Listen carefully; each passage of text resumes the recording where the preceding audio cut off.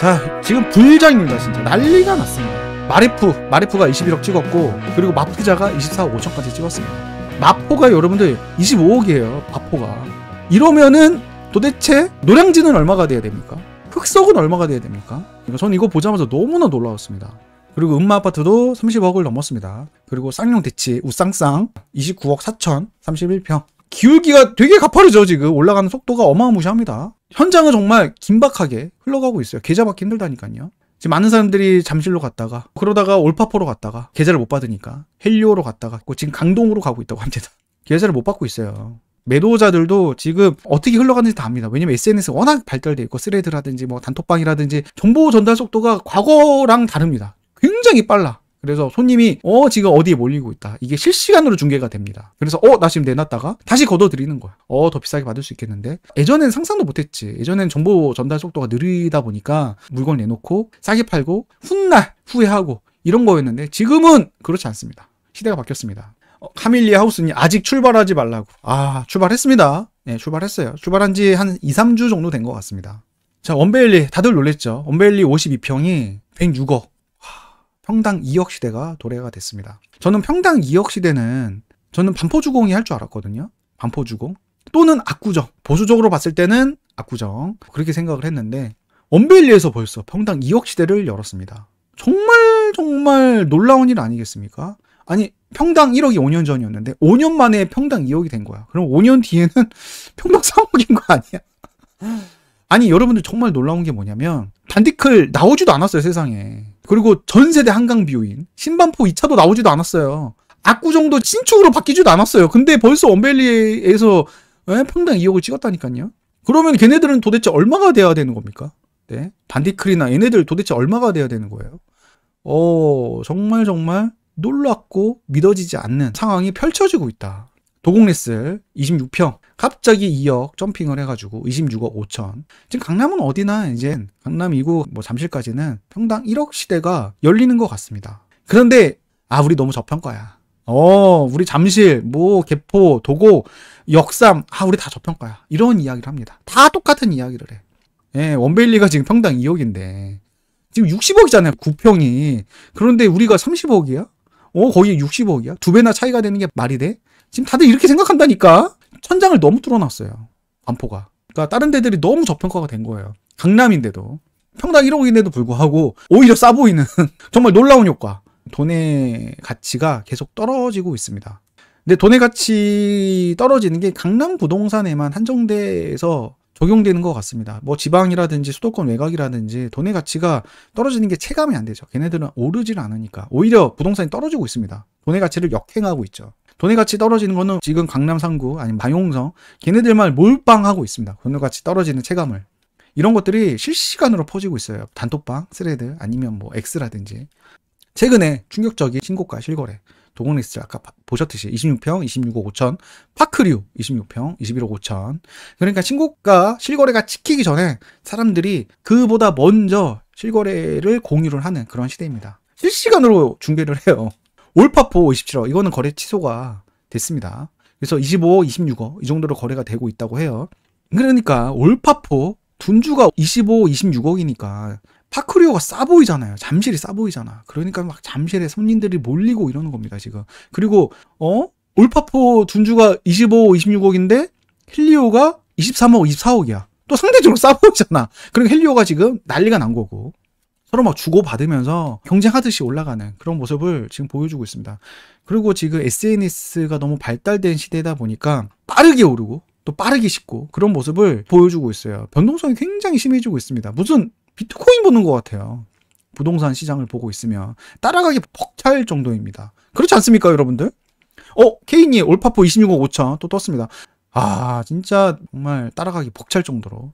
리센츠가 29억. 그런데도 불구하고 토거다 보니까 가격이 눌려있다. 29억도 싸다. 30억도 싸다. 정말 그래요.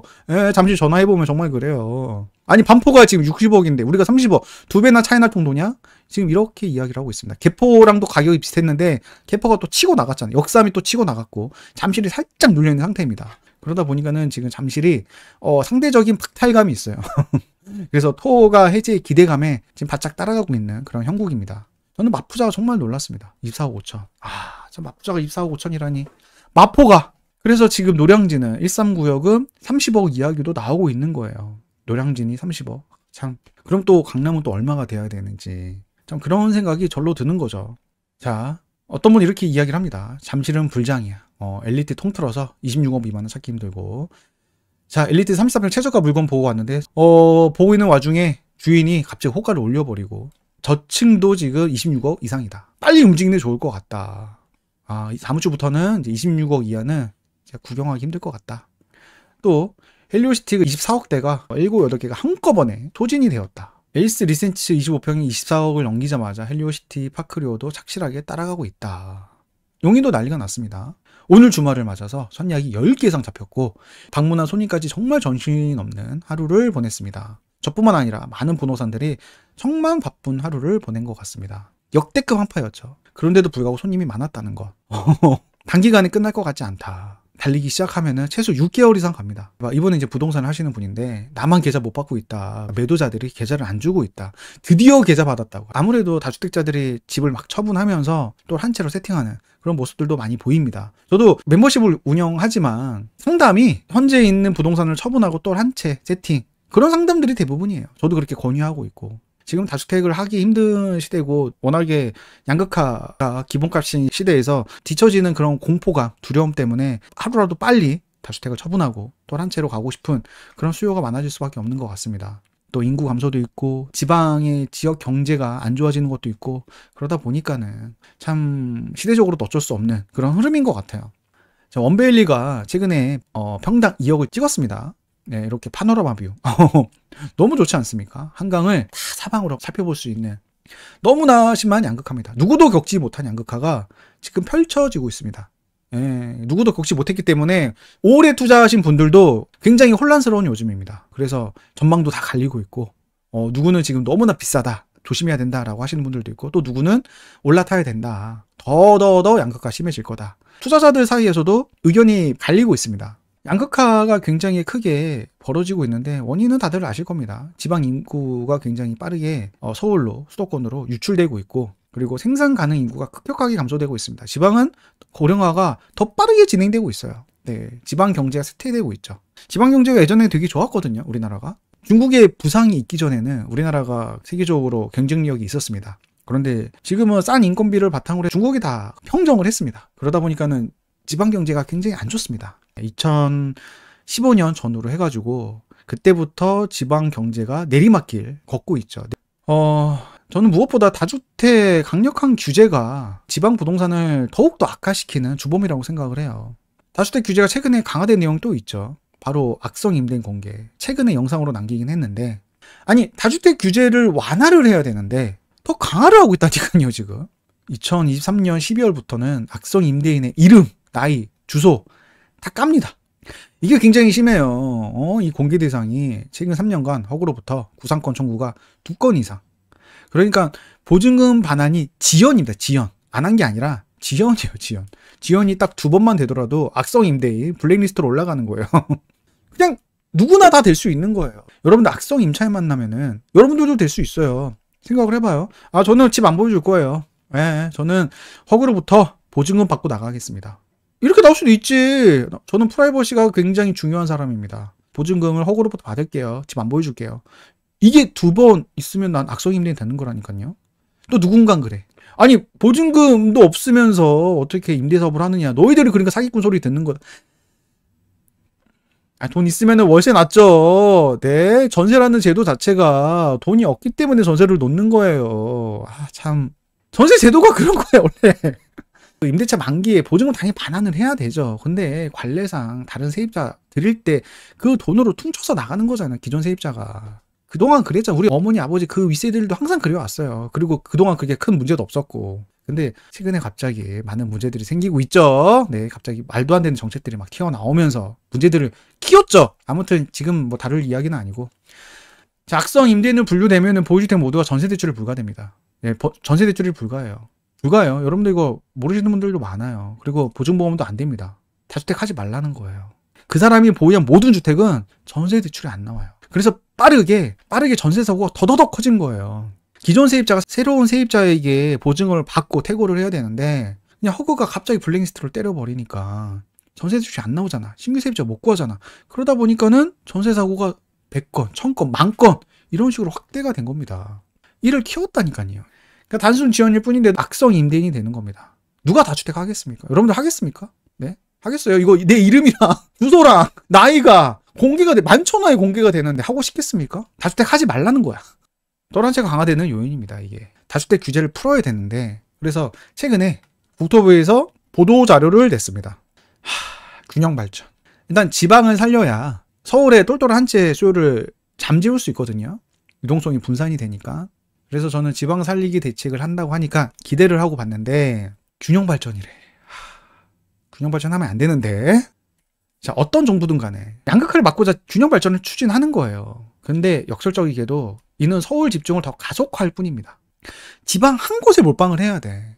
잘 생각을 해보세요. 한 곳에 몰빵을 해야 수도권 인구가 2,500만인데 이거를 그나마 대적할 수가 있어요. 지방은 너무나 크고 다 인프라 흩어져 있고 한 곳에 몰빵을 시켜야 되잖아요. 그래야지 수도권과 대적을 할 수 있는데 이걸 다 분산을 시켜봐.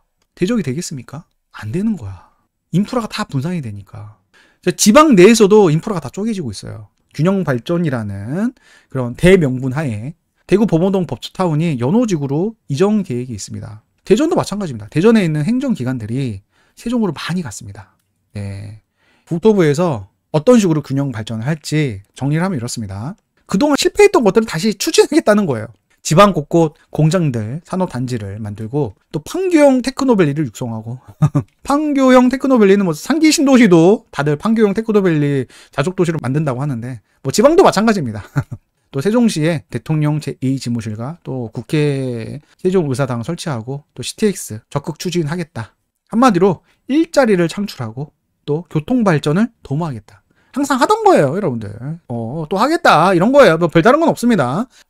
참 좀 색다른 게 나오길 기대를 했는데 역시나구나. 어쩔 수가 없구나. 앞서 말씀드렸다시피 양극화 해소에 전혀 도움이 안 됩니다. 네, 균형 발전을 1도 도움이 안 돼요. 오히려 양극화를 부채질해요. 집중 발전을 해야 돼. 규모의 경제를 만들어야지 그나마 서울과 대적할 수가 있습니다. 여러분들 드래곤볼 보시면은 천진반이 손오공이랑 싸우려고 4명으로 분신술을 합니다. 4명으로. 그러다 보니까 오히려 더 상대가 안 돼. 왜냐면 힘, 스피드 모든 것들이 다 분산이 되니까 오히려 손오공에게 개발립니다. 똑같은 거야. 균형 발전 오히려 도시의 응징력을 약화시키고 경쟁력을 떨어뜨립니다. 또 역설인데 균형 발전의 일환으로 지방의 교통이 좋아질수록 오히려 빨대 효과가 생깁니다. 서울 경제하면 더 좋아져. 잘 생각을 해봐요. 이게 역설인데 교통이 좋아져봐. 1일 생활권이 가능해지잖아. 그러면은 수도권에 거주하는 사람들이 지방에 여행을 가서 거기서 거주를 하면서 오랫동안 소비할 필요가 없어져요. 1일 생활권이 가능해지니까 당일치기가 가능해지잖아요. 당일치기가. 결과적으로 지방의 골목 상권도 어려워지겠죠. 네, 숙박업소도 당연히 힘들어질 수밖에 없습니다. 예전 같았으면 1박 2일이든 2박 3일이든 거주하면서 차근차근 여기저기 소비도 하고 그랬는데 지금은 그렇지 않다니까요. 당일치기가 가능하니까. 또 지방에 거주한 사람 입장에서도 인프라가 서울이 훨씬 더 좋잖아요. 그러면은 지방에서 소비하기보다 서울에 가서 소비합니다. 서울이 훨씬 더 인프라가 좋고 즐길거리, 볼거리, 체험할 수 있는 그런 것들이 훨씬 많은데 굳이 뭐 지방에서 소비를 하겠습니까? 교통이 좋아지면 좋아질수록 서울로 가지. 예를 들면 이거야. 신분당선 딱 뚫리고 정자동 카페 거리가 급격하게 쇠퇴됐듯이 다들 강남에서 소비하잖아요. 그리고 일산 라페스타, 일산 곳곳에 상권이 굉장히 좋았습니다. 막 권리금이 막 1억이고 2억이고 그랬는데 지금 되게 썰렁해요. 뭐 M버스라든지 아니면 뭐 경의중앙선이라든지 그런 것들이 교통이 확충이 되면서 서울과의 접근성이 굉장히 좋아졌습니다. 그러니까 사람들이 홍대에서 소비를 하잖아요. MZ들은. 그 핫한 상권, 연남동, 또 뜨는 망원동, 홍대 클럽 문화 사람들이 굉장히 좋아하는 핫한 그런 상권에서 소비를 하다 보니까 그러니까 오히려 그 일산에 있는 핫한 상권들이 다 몰락하고 있습니다. 정말 썰렁해요. 그러니까 교통이 좋아지면 이렇다니까. 양극화가 더 커지는 거죠. 그런데도 불구하고 균형 발전을 포기를 못해. 왜냐면 많은 사람들이 균형 발전이 지방이 살리는 길이다 이렇게 착각하고 있기 때문에. 또 현실적인 문제가 있죠. 집중 발전한다고 해봐요. 그러면은 다른 지역에서 반발하겠지. 박탈감이 심해지잖아. 왜 저기만 그렇게 지원하는 거야? 우리 지역도 똑같이 살려내라. 이런 식으로 이 현실적인 문제가 생길 수밖에 없습니다. 지역구 챙겨야 되는 정치인 입장에서도 당연히 눈치를 볼 수밖에 없어요. 그럼에도 불구하고 결단을 내려야 돼. 결단. 집중 발전을 해야 됩니다. 네. 그래서 그 박정희 대통령께서는 서울의 집중화 현상을 막기 위해서 세종을 강력한 행정도시로 개발을 추진을 했죠. 그러면 서울의 쏠림 현상, 그리고 안보 측면에서도 굉장히 불리한데, 왜냐면 북한이랑 가까우니까. 근데 박정희 대통령께서 돌아가셔가지고 그게 백지화가 됐죠. 그리고 훗날 노무현 대통령이 다시 시작을 했는데 반의 반축 프로젝트가 돼버렸죠. 집중 발전해야 돼요. 집중 발전. 그래야지 균형 발전을 이룰 수가 있습니다. 근데 현실적 문제죠. 어렵죠. 서울만 더 좋아지는 그런 결과로 이어지게 될 겁니다. 이런 균형 발전을 하면 할수록. 일본 같은 경우 지방 균형 발전을 계속적으로 추진을 했습니다. 네. 근데 결국엔 돌고 돌아서 컴팩트 시티로 팽창 대신에 축소를 해야 되는구나. 굉장히 큰 시행착오를 겪고 드디어 깨달은 거죠. 솔직히 인구 감소 시대에서 균형 발전으로 지방을 다 살린다는 게 가능한 얘기입니까? 불가능한 얘기예요. 일본도 다 실패했습니다. 결국 지방 몰락을 피할 수 없었어요. 결국에는 컴팩트 시티로 방향을 틀었습니다. 되게 중요한 시사점입니다. 저만의 그런 주장이 아니라 2009년에 나온 논문이 있습니다. 일본 국토균형 발전 정책의 한계와 정책의 시사점이라는 논문입니다. 간단하게 살펴보면 이렇습니다. 일본은 무려 40년에 걸쳐서 균형 발전을 추진을 했다. 무려 40년. 엄청나게 돈을 쏟아부은 거죠. 그 결과 오히려 동경 일극 집중을 초래하였다. 다른 나라들에 비해서 오히려 수도권 집중도가 더 올라간 모습입니다. 인구 밀도 추이를 보십시오. 동경권 수도권 오히려 인구 밀집도가 더 늘어났습니다. 하지만 지방을 보십시오. 지방은 인구가 더 줄어들었습니다. 40년 동안 균형 발전 추진을 했는데도 불구하고. 왜 그러냐면은 기업을 유치 어디서 많이 본 것 같지 않습니까? 똑같이 했다니까 일본도. 이게 문제가 뭐냐면은 지방에 막 여기저기 공장을 세우고 일자리를 유치하고 하다 보니까 영세화가 가파르게 진행이 되는 거야. 생각을 해보세요. 공장을 다 쪼개놓는 거잖아요. 그러면은 다들 규모가 작아. 그 영세화가 가파르게 진행이 될 수밖에 없어요. 그러면 경쟁력이 악화가 될 수밖에 없겠죠. 예. 그러니까 오히려 지방 경제가 더 안 좋아지는 거야. 일본이 답습했던 실수를 우리도 똑같이 하고 있다. 참 안타까운 현실이다. 정부 지출이 많아질 수밖에 없습니다. 일자리를 늘려야 되니까 공공 부문의 일자리를 늘릴 수밖에 없어요. 우리 지금 똑같이 하고 있죠. 세종이라든지 그런 혁신도시 다 쪼개 넣어서 거기 공공 부분의 그런 일자리들을 늘리면서 재원이 굉장히 많이 쓰이고 있죠. 그래서 비효율이 증가되고 있습니다. 시장 경제 발전이 저해되고 경제 전체 비효율이 증가되고 있습니다. 되게 중요한 시사점인데 오히려 지방 교부세 비중이 적을수록 지역의 자율성이 커지는 거다. 지방에 돈을 주지 말아야 돼. 그래야 지방 자율성이 커진다. 그러니까 지방이 자꾸 돈을 주니까 믿는 구석이 생겨가지고 오히려 자율성 해치고 있다. 박명수 어록이 있죠. 배고파야 뭐가 나온다. 이게 배부르고 믿는 구석이 있으면은 배고프지 않으니까 어떤 혁신이 나오지 않는 거야. 사람은 간절해야 돼. 위기에 처해야 돼. 그래야지 배고프니까 뭔가를 시도를 하고 뭔가를 혁신을 하고 도전을 하고 그래야지 생산성이 나오는 건데 계속적으로 막 정부에서 돈이 들어와. 그러면은 뭔가 새로운 시도를 하겠습니까? 안 한다니까. 이웃집 백만장자 책에서도 나오잖아요. 그 온조를 많이 하면 할수록 오히려 그 자녀들이 부자 될 확률이 적어진다. 똑같은 맥락입니다. 자, 정부의 과도한 공공투자에 기반한 균형 정책은 결국 정부의 부채 증가로 나타난다. 네, 정부는 계속적으로 부채가 늘어나고 지방은 계속 죽는데 계속 밑빠진 독에 돈을 쏟아붓는 거예요. 뻘짓이라고 볼 수 있죠, 진짜. 경쟁력은 악화되고 돈은 계속 들어가고 빚은 계속 쌓이고. 결론은 이렇습니다. 시장 원리를 무시한 채 인구와 산업을 분산시키는 균형 정책은 아무리 오랫동안 시행되어도 실패할 수밖에 없다. 재정 낭비만을 초래한다. 재정 건정성만 악화시킨다. 균형 정책이 오히려 지역 격차를 확대하였다. 오랜 기간의 대도시권 성장 억제 정책의 결과 동경은 잠재력에 비해 세계적인 대도시 성장하지 못했다. 왜냐면 돈을 지방으로 자꾸 보내니까 도쿄도 제대로 크지 못하고 이중고다. 도쿄도 제대로 크지 못하고 지방은 더 망하고. 우리나라 이거를 반면교사를 삼아야 된다. 그래서 수도권 규제 일변도 지금 우리도 수도권 규제만 하잖아요. 과밀 억제권 내에서는 공장을 또 못 짓게 하고 있고 일본의 정책 실패를 답습해 나갈 확률이 매우 높다. 인위적인 균형 발전은 하면 안 된다. 지역 간 격차는 더 확대된다. 수도권의 성장 억제는 국가 경쟁력을 하락시킬 것이며 불합리한 규제는 기업의 경쟁력을 약화시킬 거다. 무섭지 않습니까? 우리 지금 똑같이 하고 있잖아. 우리 그대로 하고 있잖아요 지금. 어떻게 일본이 하던 거를 그대로 하고 있는데 여러분들 40년을 얘네들 뻘짓한 거를 우리가 지금 하고 있잖아요.